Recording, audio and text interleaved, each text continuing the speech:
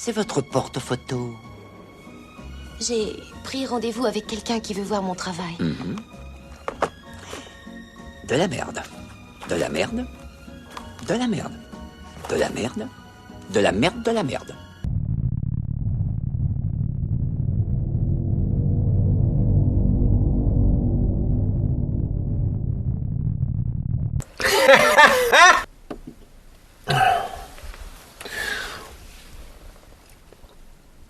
Joker. C'est l'histoire d'un mec qui trouve un flingue. Fin.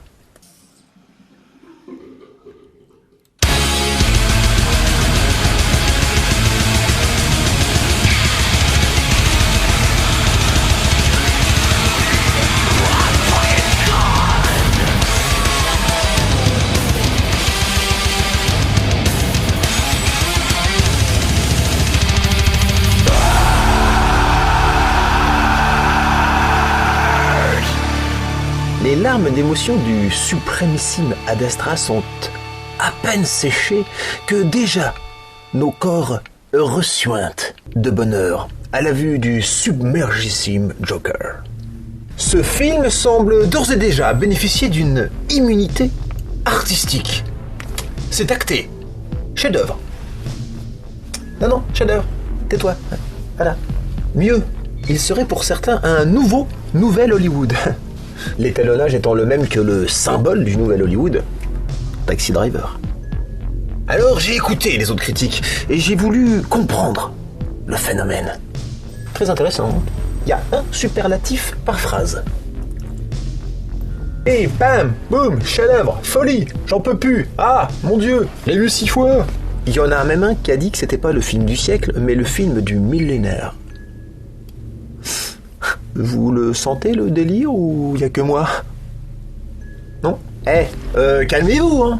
Vous savez, ça me fait penser aux fans d'art contemporain qui vous expliquent que si le tableau blanc, vous le voyez blanc, c'est parce que vous êtes limité. Ah, t'es con, en fait. Alors on nous propose une explication de comment un pauvre mec va devenir le Joker malgré lui, plus ou moins par la force des choses, comme généré par la société elle-même, devenant par là même le symbole d'un mécontentement populaire. Bon, je trouve pas que ce soit très violent, c'est pas transgressif, mais c'est un film à ambiance, ça faut reconnaître. Le film est beau, les plans, tout ça, mais le scénario... Alors vu de loin, c'est pas mal, hein. Enfin, c'est pas mal. Bon, c'est pas mal, ça veut pas dire c'est bien. C'est pas mal, ça veut dire c'est pas mal, hein. Attention, j'ai pas dit que c'était 100% à chier. Partez pas en... Il y a du bon, mais ça vaut pas l'emballement général. Et vais pas faire semblant dire « Oh, j'ai aimé, film du siècle !» Juste pour pas me taper des pouces rouges. Vous savez ce que j'en ai à carrer. Ces éloges sont l'avis que l'on superpose à ton jugement pour t'empêcher de voir la vérité. Quelle vérité? Que le Joker est loin d'être un must. Comme beaucoup de films propulsés au rang de chef-d'œuvre à leur sortie, il est adulé par moult critiques, addicts au clic, mais qui oublient de parler d'un paquet de choses qui, moi, me chagrinent. Et il faut que tu saches que si tu veux les connaître, il faudra que tu regardes cette vidéo toi-même. Appuie sur stop ou clique sur une autre vidéo. Après, tu pourras penser ce que tu veux et faire de beaux rêves. Laisse la vidéo en mode lecture et on descend avec le lapin blanc au fond du gouffre. N'oublie pas, je ne t'offre que la vérité, rien de plus.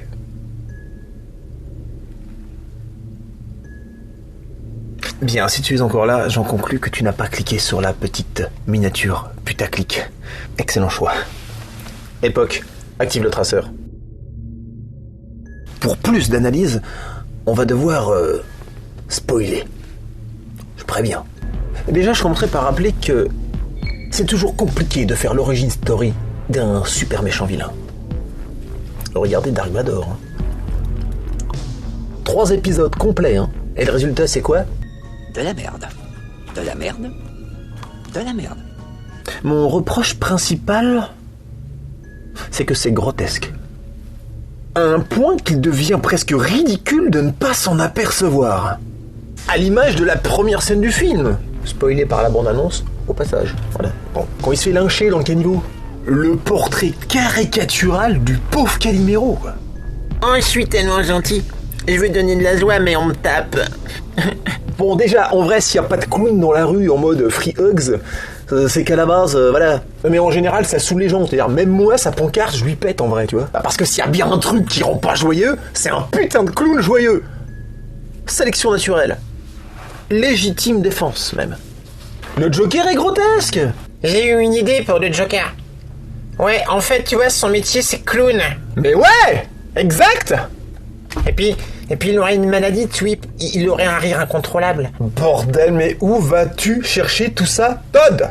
Oui, il voudrait faire rire, mais les gens, ils le tapent, alors c'est pour ça le Joker. Bon sang, mais tout s'explique. Quel génie. Un bel exemple d'absence de finesse, l'écriture du Joker. Hein. On nous fait bien comprendre que c'est lui qui va devenir le Joker. Hein. C'est... Il a tous les stigmates du mec qui va devenir le Joker, quoi. C'est un clown, il rigole, voilà. Explication niveau rez-de-chaussée. Ah, tu peux pas au sous-sol, il y a déjà Ad Astra. Mais non.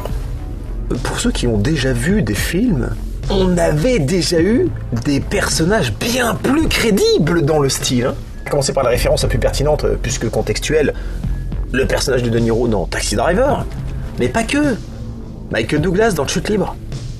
Plus crédible, je suis désolé. Car récemment, j'ai vu L'Âge des Ténèbres, c'est un film québécois. On la ressent, la folie d'un mec qui est broyé par une société technocratique déshumanisée. Quoi. Le gars est à 2 doigts du meurtre.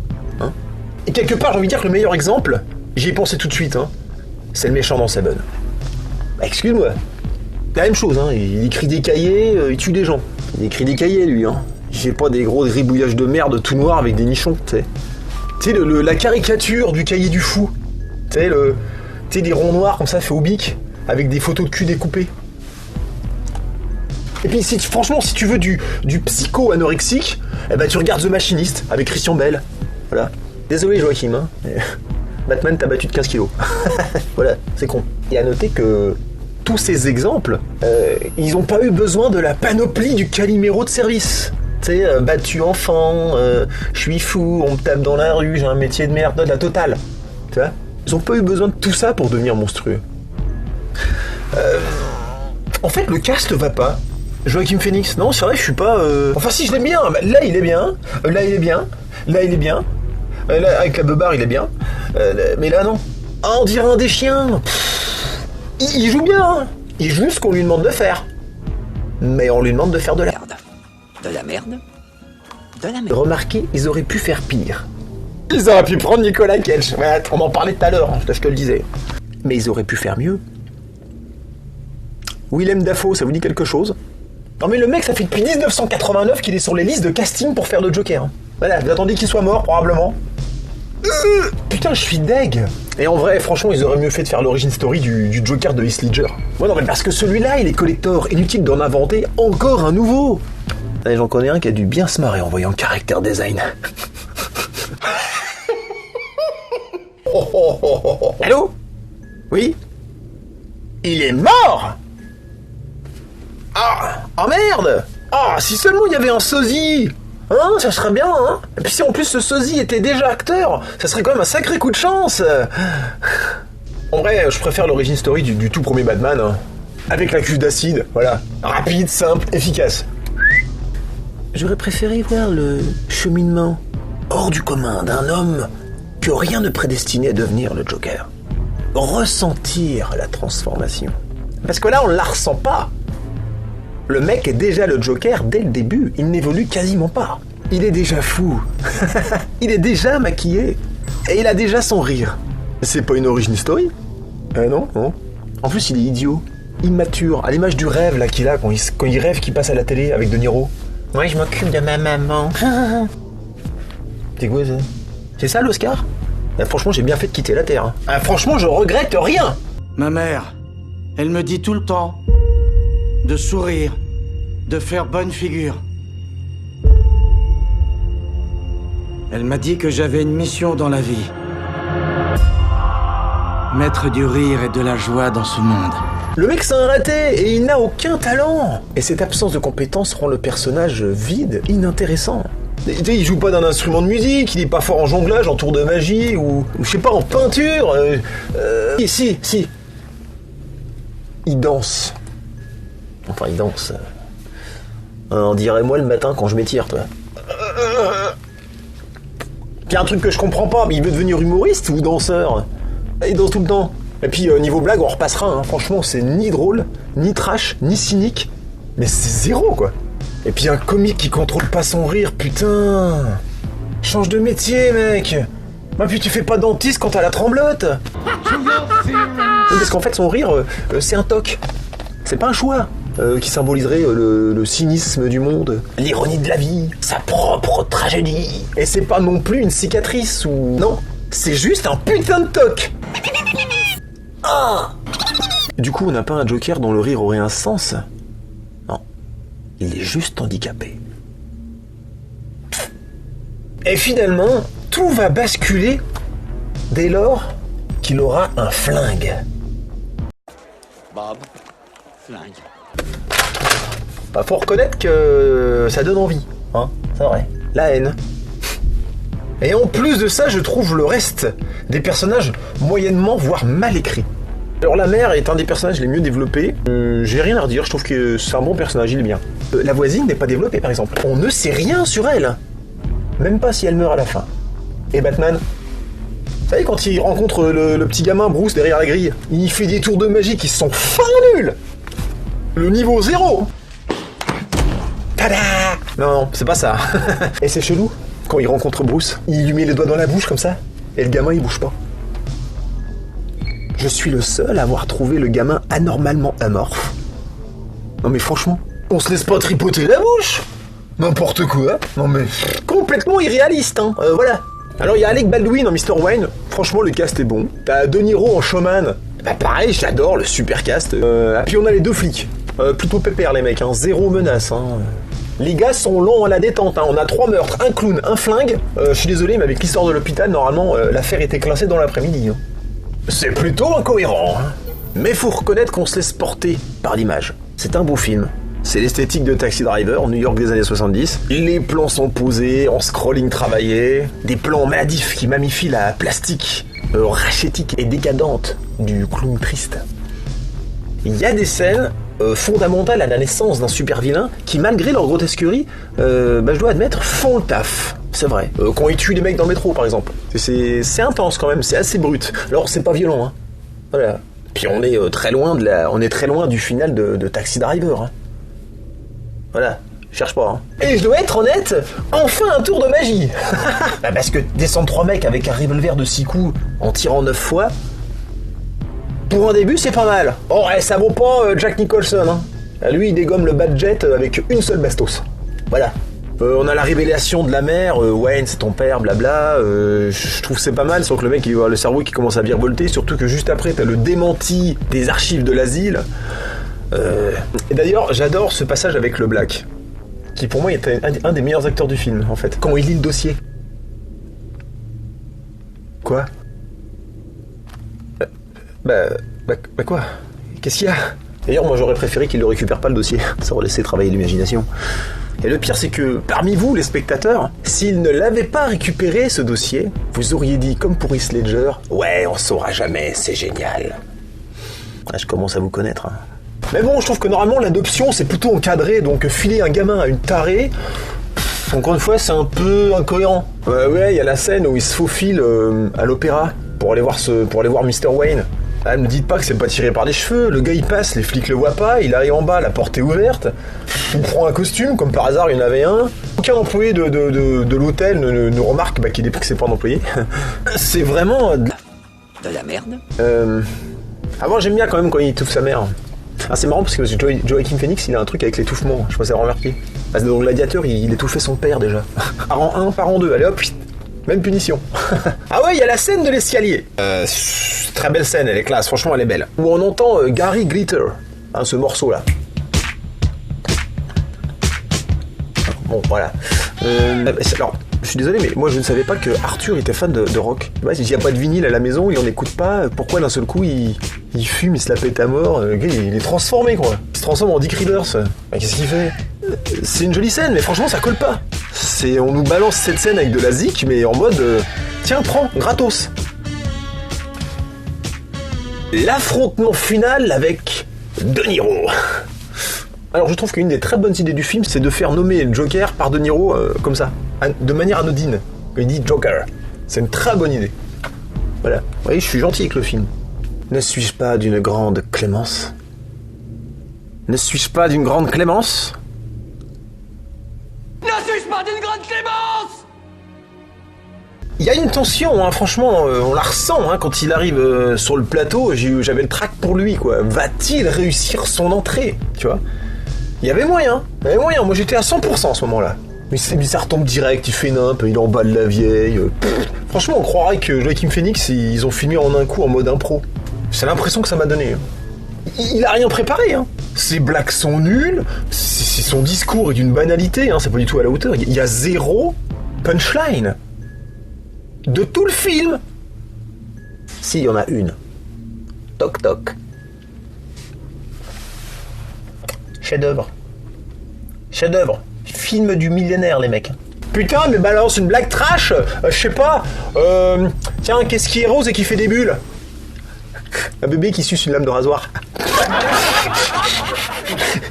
Fait toujours rire celle-là. Ah, j'en ai une autre.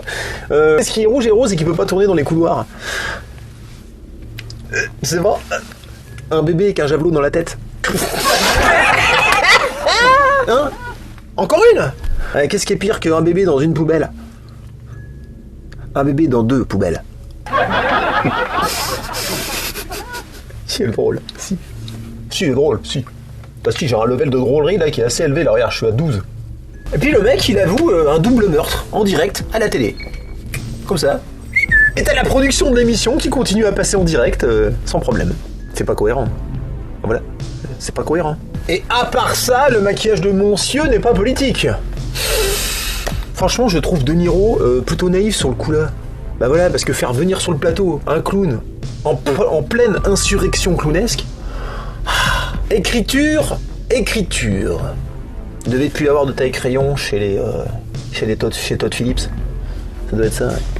Ouais. Tu vois, t'imagines, le mec, il a un gilet jaune, tu vois, il passe chez BFM puis il dit non, c'est juste parce que j'aime bien le jaune. Bon allez, on te passe en prime time, en direct et sans couper. On est comme ça chez BFM. C'est gros. C'est grotesque. Et cette scénarisation que je qualifierais de maladroite ou volontairement bordélique génère moult interprétations. Est-ce un rêve? Est-il mort? Le début est-il la fin?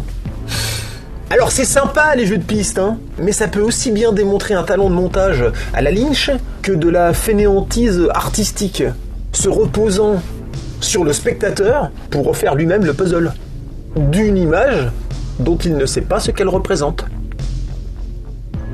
C'est chaud. Donnez-nous de la matière quand même. Et il n'y en a pas. Ce Joker est vide, à l'image du moment où il se met les doigts dans la bouche devant le miroir. Bah c'est là, tout est là. Ça illustre la superficialité du personnage. Et ne me dites pas, justement, c'est ça qui est bien. Le superficiel, c'est l'emballage. Ce qui compte, c'est ce qu'il y a dedans. C'est pas parce qu'il est maquillé qu'on aime le Joker, hein. Non, c'est plus subtil. Petite parenthèse sur le volet politique du film. Gotham est en pleine insurrection. On l'a tous compris, c'est un film sur la lutte des classes. À la V pour Vendetta, tu vois. Ça plaît beaucoup à cette gauche américaine, à la Occupy Wall Street, Michael Moore, Anonymous, vous voyez. Et bah vous savez quoi? Il y a un truc que le Joker n'a pas fait, et qui le condamne irrémédiablement. Tuer le nain. Et oui, en l'épargnant, qu'est-ce qu'il nous dit? Il dit, tu vois le gros con qui faisait des blagues sur toi? Eh ben il a payé. T'es un opprimé comme moi. Et moi, je défends les opprimés. Et il le laisse partir en enlevant la chaînette de la porte. Erreur. Le Joker est donc devenu Robin des Bois, Zorro, le défenseur des opprimés. Le perso est raté, hein. Voilà. Démonstration simple. Échec et mat. En un coup. Je savais même pas que c'était possible. Mais bon. N'allez pas me dire dans les commentaires que si, c'est logique que le Joker soit le défenseur des opprimés. Non, c'est pas ça, Todd. T'as confondu avec l'autre. Batman. C'est ballot. Alors c'est quoi la prochaine étape? Joker va se présenter sur une liste commune avec Mélenchon, c'est ça? Kill the rich. Ouais, c'est plutôt un des pâquerettes, on est d'accord. Puis même, on voit là encore une autre incohérence. Il a aucune raison de prendre parti pour les déshérités. Ah non, aucune. Les jeunes qui le tabassent au début du film, c'est des jeunes de la rue. Le gros chauve, c'est un prolo. Et sa mère, c'est une cassos. Ah. Et riche pauvre, ça n'a pas d'importance en fait. Balavoine disait: il ne suffit pas d'être pauvre pour être honnête. Ah tu vois, Balavoine il aurait fait un meilleur Joker sur le coup là. Ah bah franchement si. Il est beaucoup plus random, toi, il y a un côté, le mec il s'en fout, il zigouille tout le monde.